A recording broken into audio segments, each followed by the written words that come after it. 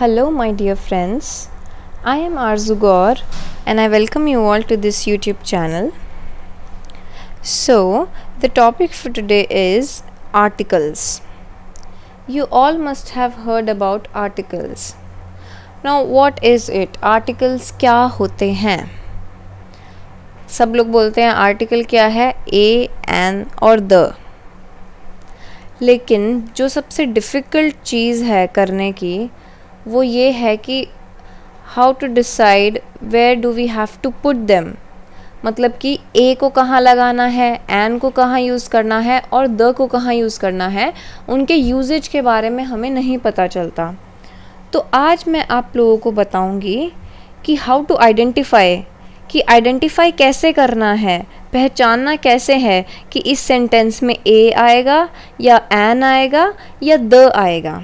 ठीक है बच्चों, तो वो मैं आपको इस चार्ट के थ्रू समझाऊंगी. तो सबसे पहले आपको समझना होगा बच्चों सिंगुलर और काउंटेबल का मतलब क्या होता है. तो सिंगुलर का मतलब होता है बच्चों एक वचन, सिंगल, सिंगुलर, एक वचन.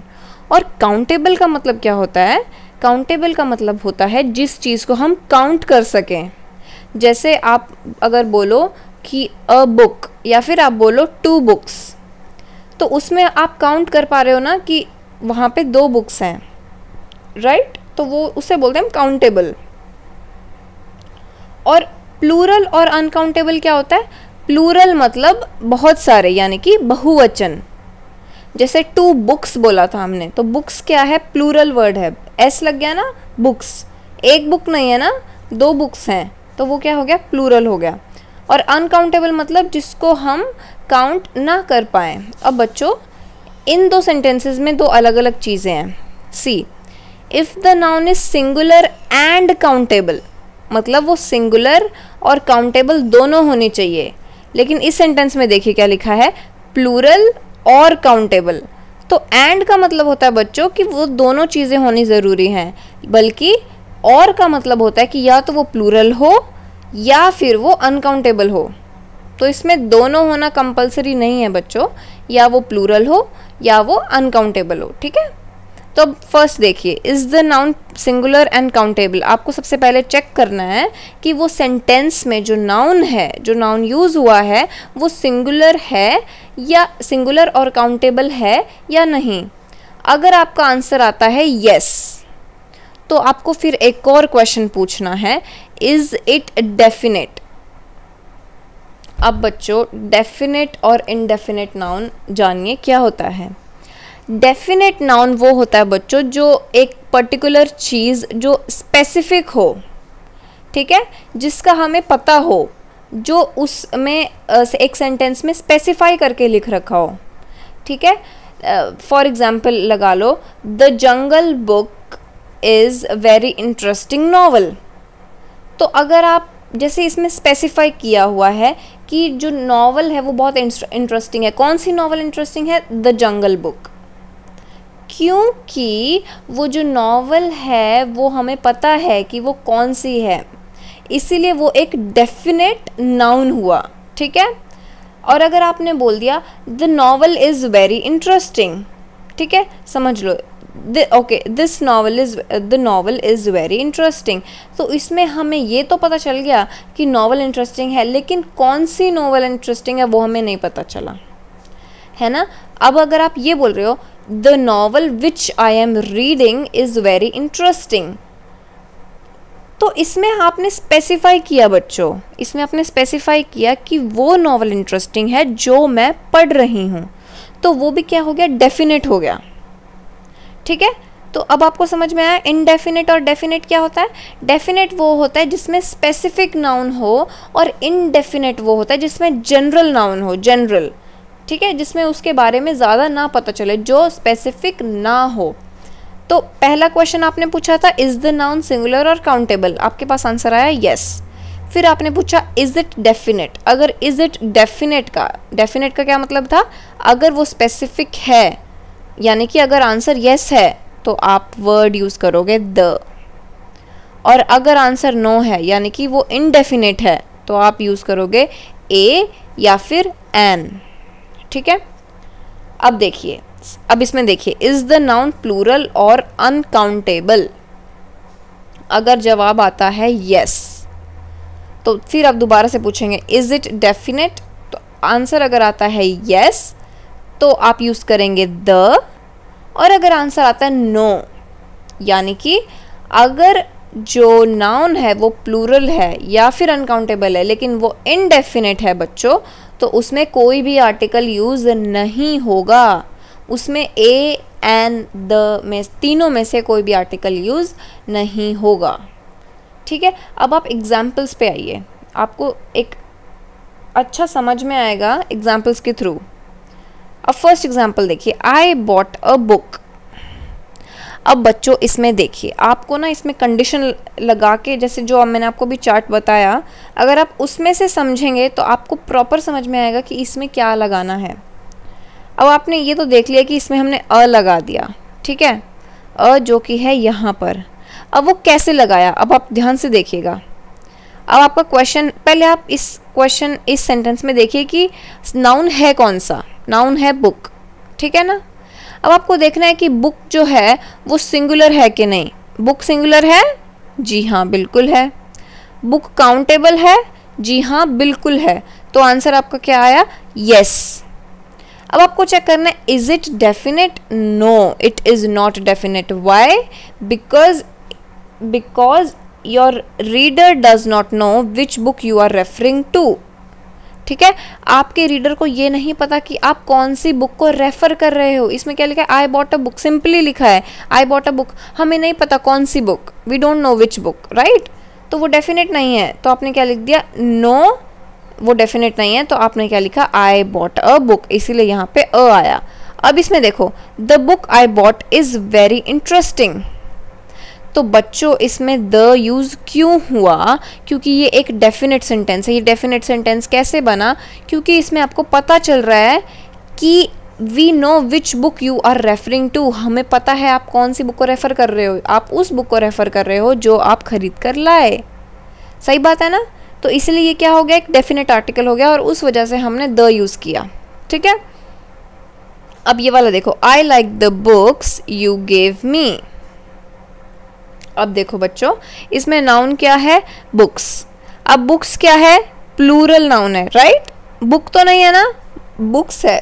बुक्स क्या हो गया, बहुवचन हो गया ना, क्योंकि एक से ज्यादा बुक है उसको हम क्या बोलते हैं, बुक्स।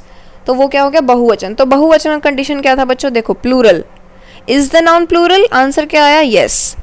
अब आपको चेक करना है कि वो डेफिनेट है, तो यस वो डेफिनेट है। क्यों डेफिनेट है, because we know which book the book you gave me, हमें पता है कौन सी बुक की बात हो रही है, उस बुक की बात हो रही है जो बुक तुमने मुझे दी। तो वो एक डेफिनेट आर्टिकल है बच्चों, और उसी रीजन की वजह से हमने द यूज किया। अब आप पूछोगे कि द का तो हमें यूजेज पता चल गया क्योंकि वो अकेला है, लेकिन ए और एन का तो हमें नहीं पता चला। हमें ये नहीं समझ में आया कि ए कहाँ पे यूज़ होगा और एन कहाँ पे यूज़ होगा। तो वो मैं अभी आपको बताऊंगी कि ए कहाँ यूज़ होगा और एन कहाँ यूज़ होगा। अब ध्यान से देखिए, आते हैं इस टॉपिक पे, which is indefinite article a और एन। तो बच्चों आपको इतना तो समझ में आ चुका है कि ए और एन हम तब यूज़ करते हैं जब नाउन सिंगुलर एंड काउंटेबल हो और वो इनडेफिनेट नाउन हो। इतना तो समझ में आ गया। अब हमें ये जानना है कि ए कहाँ पे यूज़ होगा और एन कहाँ पर यूज़ होगा, राइट। तो ध्यान से सुनिएगा। देखो बच्चों, हमारी जो इंग्लिश लैंग्वेज है उसमें 26 अल्फ़ाबेट्स हैं। सब जानते हैं इस बात को, बिल्कुल जानते हैं। 26 यानी कि 26 में से 5 लेटर्स वॉवल हैं और बचे 21 लेटर्स कॉन्सोनेंट्स हैं। अब ये वॉवल और कॉन्सोनेंट्स क्या होते हैं ये जानिए। तो बच्चों जो वॉवल होते हैं, रुकिए मैं आपको बताती हूँ ये।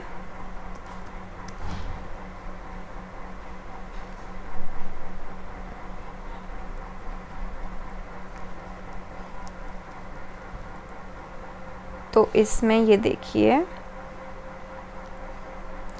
तो हमारे पास टोटल कितने होते हैं? 26 लेटर्स, जिनमें से 21 लेटर्स कॉन्सोनेंट्स होते हैं और 5 लेटर्स वॉवल्स होती हैं। अब ये कॉन्सोनेंट्स और वॉवल्स होते क्या हैं? तो आपके जो 5 वॉवल्स हैं वो कौन कौन से हैं? देखिए, ए, ई, आई, ओ, यू। तो ये हैं 5 आपके vowels, A, E, I, O, you. इनको हम बोलते हैं इंग्लिश लैंग्वेज में वॉवल्स। और जो बच गए इनके अलावा, ये तो 5 लेटर्स हो गए, और जो बच गए इनके अलावा जो 21 लेटर्स आपके पास बच गए उनको हम बोलते हैं कॉन्सोनेंट, जो कि होते हैं B, C, D, F, G and so on. तो अब आप समझ गए होंगे कि वॉवल्स जो हैं वो ए, ई, आई, ओ, यू है, और कॉन्सोनेंट्स जो हैं वो इन वॉवल्स को छोड़ के जितने भी आपके पास लेटर्स बचे वो आपके कॉन्सोनेंट्स होते हैं। अब देखिए, अब आप ये कैसे जानेंगे कि कहाँ पे ए का यूजेज है और एन का यूजेज है? तो बच्चों, इसमें ए का यूज़ हम जब करते हैं जब हमारा जो लेटर है, यानी कि जो हमारा नाउन है, उसमें कॉन्सोनेंट साउंड आए। तो ये चीज़ आपको समझनी पड़ेगी बच्चों। कॉन्सोनेंट होना, एक लेटर कॉन्सोनेंट से स्टार्ट होना और लेटर का कॉन्सोनेंट साउंड से स्टार्ट होना दो अलग अलग चीज़ें हैं। वो कैसे? अब आप ये देखिए, आई बॉट अ बुक। अब बुक क्या है आपका? कौन से लेटर से स्टार्ट हो रहा है? बी से। बी आपका क्या होता है? कॉन्सोनेंट होता है। तो जब भी कॉन्सोनेंट साउंड आएगी तो वो आप बिगिन होगा, उसमें आर्टिकल जाएगा ए, और जब भी वॉवल साउंड आएगी तो उसमें आर्टिकल जाएगा एन। तो अब आप इसे ध्यान से पढ़िए। There is a bird outside. तो पहले तो आपको चेक करना पड़ेगा ये सिंगुलर और काउंटेबल है या नहीं। तो बर्ड क्या है? सिंगुलर है और काउंटेबल भी है, राइट? अब इसमें ये इंडेफिनिट है। क्यों इंडेफिनिट है? क्योंकि we do not know anything about the bird. हमें बर्ड के बारे में कुछ नहीं मालूम, ठीक है? हमें कुछ भी नहीं पता उस बर्ड के बारे में। अब ये दो चीज़ें हो गई, तो हमें ये तो समझ में आ गया या तो इसमें ए लगना है या इसमें एन लगना है। अब आपको देखना है जो नाउन है वो कौन से वर्ड से स्टार्ट हो रहा है। वो या स्टार्ट हो रहा है बी से, ठीक है? बी क्या है? एक कॉन्सोनेंट है। अब एक कॉन्सोनेंट है तो आप इसको बोल के देखिए, बर्ड। ब वॉवल साउंड तो नहीं दे रहा ना? नहीं दे रहा। तो इसमें क्या आर्टिकल आ गया? ए आ गया। समझ में आया? अब आप वॉवल साउंड का देखिए, एन ईयर। आपका ईयर जो है, ईयर, वॉवल क्या होता है? ए, ई, आई, ओ, यू।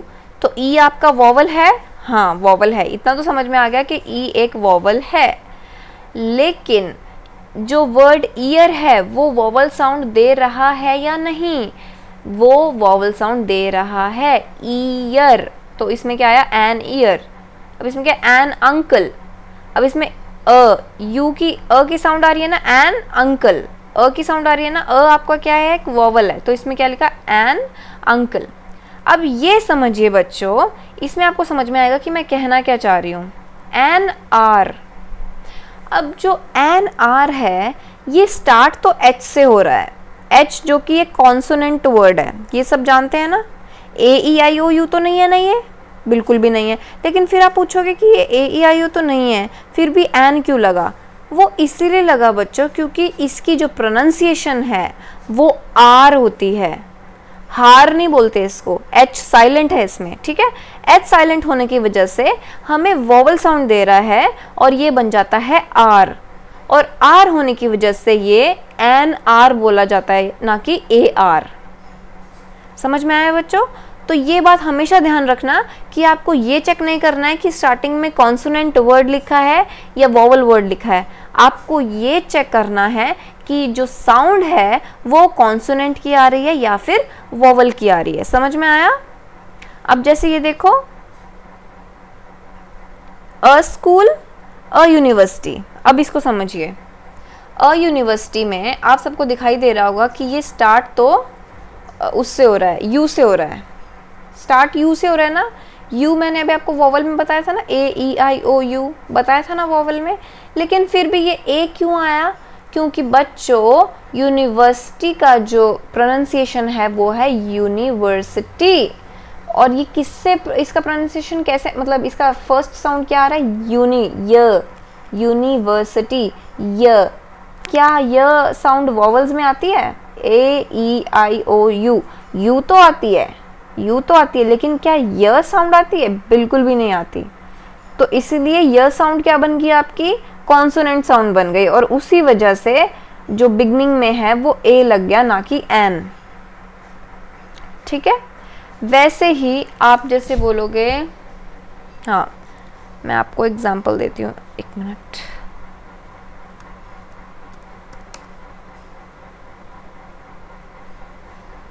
अब जैसे आपने बोला, जैसे ये है,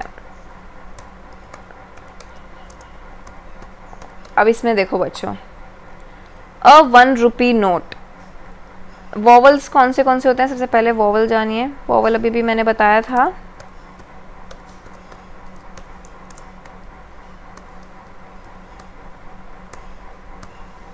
हाँ, तो आपके ये वॉवल्स होते हैं। तो ये 1 रुपी नोट है, ठीक है। 1 के आगे अ लगा है। अब 1 क्या है? वॉवल है। देखो इसमें आपको ओ दिखाई दे रहा है, ये रहा ओ दिखाई दे रहा है ना, वॉवल है। लेकिन फिर भी हमने अ लगाया। क्यों अ लगाया? क्योंकि बच्चों 1 में आप अगर साउंड सुने, 1 व 1 है ना, तो व की साउंड आ रही है। व की साउंड कभी भी वॉवल साउंड में देखिए, ए ई आई ओ यू, इसमें आपको व साउंड आई नहीं ना, क्योंकि वॉवल्स में व साउंड आती ही नहीं है। और इसी रीज़न की वजह से हमने इसको एन 1 रुपी नोट नहीं बोला, अ 1 रुपी नोट बोला। ठीक है? वैसे ही आप अगर ये देखो,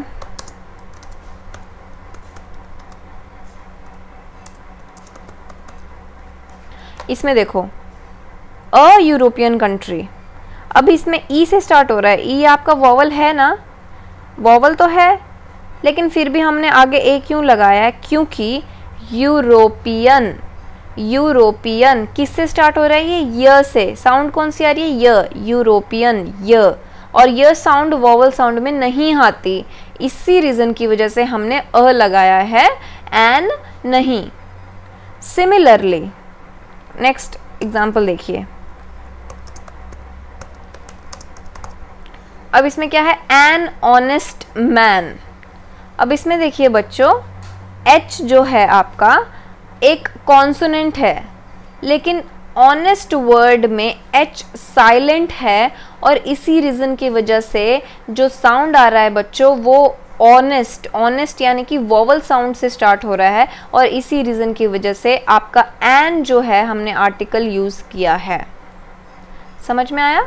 तो ये है एन और ए का यूजेज।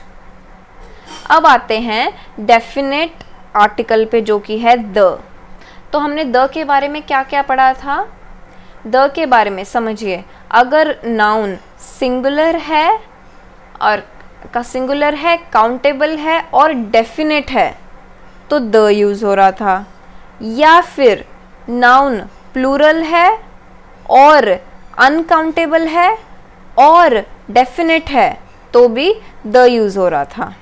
अब समझो, I bought a book last week. The book is about trees. तो इस सेंटेंस में I bought a book last week में, अब ये फर्स्ट सेंटेंस देखिए, I bought a book last week. अब इस फर्स्ट सेंटेंस में हमने अ यूज़ किया। अ यूज़ क्यों किया? क्योंकि ये एक बुक इसमें जो है इनडेफिनेट नाउन है, क्योंकि हमें इसमें नहीं पता कि कौन सी बुक की बात हो रही है। I bought a book last week, हमें नहीं पता। लेकिन सेकंड सेंटेंस में the book is about trees, अब हमें पता है कि जो बुक, जिस बुक के बारे में बात हो रही थी, वो बुक जो है वो ट्रीज़ के बारे में है। तो ये एक डेफिनेट नाउन बन गया और इसी रीज़न की वजह से हमने यहाँ पे द यूज़ किया। तो देखो इसमें फर्स्ट सेंटेंस में अ बुक यूज़ किया और सेकंड सेंटेंस में द बुक यूज़ किया। तो डिफरेंस क्या निकला? डिफरेंस ये निकला कि फर्स्ट सेंटेंस जो है वो इनडेफिनेट नाउन था और जो सेकंड सेंटेंस है वो एक डेफिनेट नाउन है। ठीक है, वैसे सेकंड एग्जाम्पल देखो, we went to a wedding yesterday, the bride wore a lovely dress. We went to a wedding yesterday, wedding आपका नाउन है, इसमें इनडेफिनेट नाउन है क्योंकि हमें जो इस सेंटेंस में हमें ब्राइड का पहले कोई मेंशन नहीं किया। फर्स्ट सेंटेंस में ब्राइड का कुछ मेंशन नहीं किया, लेकिन जब उसने ब्राइड की बात करी सेकंड सेंटेंस में, तब हमें जाके पता चला कि yes that bride was connected to that wedding. तो सेकंड सेंटेंस डेफिनेट हो गया और इसी रीज़न की वजह से हमने द ब्राइड यूज़ किया। ओके, तो इतना सबको क्लियर हो गया कि जब डेफिनेट नाउन का यूजेज है तो हम द यूज़ करते हैं और जब इनडेफिनेट है तो ए और एन यूज़ करते हैं। द हम जो प्रॉपर नाउन है, जैसे कि the United States of America, तो इसमें यूएसए के बारे में सब जानते हैं ना, कंट्री का नाम है, तो उसमें ये क्या है, एक डेफिनेट नाउन है और एक प्रॉपर नाउन है ये, तो इसलिए हमने यूज़ किया the United States of America. वैसे ही ये एग्जाम्पल्स देखिए, some things are taken to be common knowledge in English and therefore take the definite article. जैसे कि he was born in the 1920s, तो द 1920s एक specific year mention किया उन्होंने, राइट? तो इसीलिए हमने जब स्पेसिफिक चीज़ यानी कि डेफिनेट चीज़ हम मेंशन करते हैं तो हम द वर्ड का यूज़ करते हैं। वैसे ही करेंसी में the dollar is getting stronger against the pound, तो जब हम करेंसी की बात करते हैं बच्चों, जो कि एक प्रॉपर नाउन है अगेन, तो उसमें हम द यूज़ करते हैं। तो इसमें देखो द डॉलर और द पाउंड यूज़ किया। अब इसमें देखो the second book is the in the series is the best. ठीक है, वैसे ही the Nile flows into the Mediterranean. The Nile क्या है, आपकी एक रिवर का नाम है, राइट? तो हमने द नाइल यूज़ किया, या हम द गंगा बोलते हैं या द यमुना बोलते हैं। वो हम क्यों बोलते हैं? क्योंकि वो प्रॉपर नाउन है, वो एक विख्यात चीज़ है जिसके बारे में हम सब जानते हैं, इसलिए हम उसको द से रिप्रेजेंट करते हैं।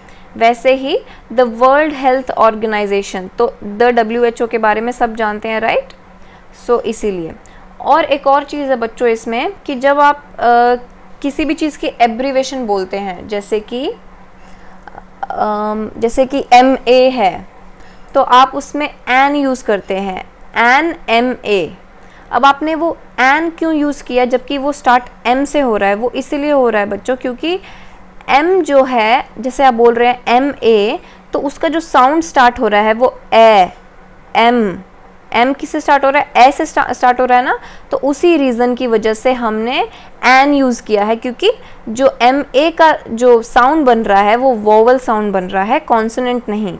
सिमिलरली जब हम बोलते हैं एन LLB, तो LLB में भी ए की साउंड आ रही है स्टार्टिंग में, ए साउंड किस में आती है? वोवल में, और उसी रीज़न की वजह से हम एन यूज़ कर रहे हैं, an LLB, an LLM, an MA, an MBA।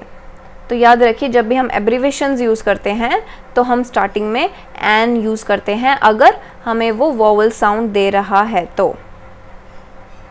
और नो आर्टिकल का मैंने आपको बता ही दिया है कि जब नाउन प्लूरल हो और अनकाउंटेबल हो और डेफिनेट भी ना हो, यानी कि इनडेफिनेट हो, तो हम कोई भी आर्टिकल जो है यूज़ नहीं करते। Women generally live longer than man, तो इसमें हमने क्यों यूज़ नहीं किया कोई भी आर्टिकल? क्योंकि देखो मैन जो है आपका प्लूरल है ना, और एक इनडेफिनेट भी है, तो इस रीज़न की वजह से हमने इस सेंटेंस में ए और एन का यूज़, ए एन और द का यूज़ नहीं किया है। तो आज के लिए इतना ही है बच्चों। और अगर आपको वीडियो पसंद आए तो लाइक ज़रूर करिए और अपने जो विचार है वो कमेंट सेशन में ज़रूर लिखिए। चैनल को सब्सक्राइब कीजिए और मिलते हैं हमारी अगली वीडियो में। नमस्कार।